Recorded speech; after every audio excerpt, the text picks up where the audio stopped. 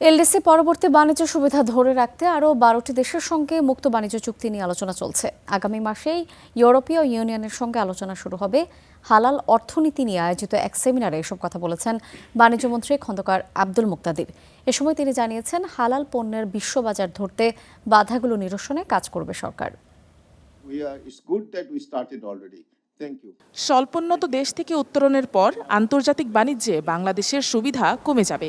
তাই এলডিসি পরবর্তী সুবিধা ধরে রাখতে চলতি বছরই জাপান ও কোরিয়ার সঙ্গে দ্বিপাক্ষিক বাণিজ্য চুক্তি করেছে বাংলাদেশ।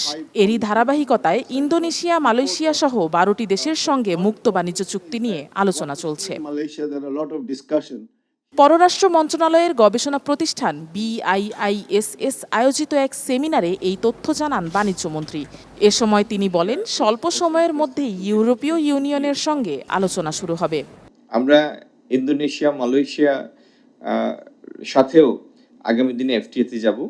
এছাড়াও আরো 10-12টা দেশের সাথে আমাদের এফটিএ নেগোসিয়েশন চলমান। ইউরোপিয়ান ইউনিয়নের সাথেও হয়তো মাসখানেক পরে আমাদের আনুষ্ঠানিকভাবে আলোচনা শুরু হবে। সেমিনারে হালাল বাণিজ্যের সম্ভাবনা ও সংকট নিয়ে আলোচনা হয়।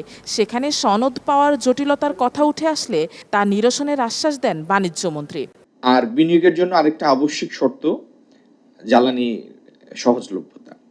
তো এই প্রতিটা জিনিস নিয়ে আমরা কাজ করছি এবং বাংলাদেশ যেন তার এলডিসি গ্রাজুয়েশনের পরে আপনারা তো সবাই জানেন যে এলডিসি গ্রাজুয়েশনটা 3 বছর এক্সটেন্ড করার জন্য গ্রাজুয়েশন আমরা জাতিসংঘের কাছে আবেদন করেছি এবং সেটা ইতিমধ্যে 2টা ধাপ পার হয়েছে। ইউএনজি এর 81st সেশনে আমরা আশা করছি সেটা চূড়ান্তভাবে অনুমোদিত হবে।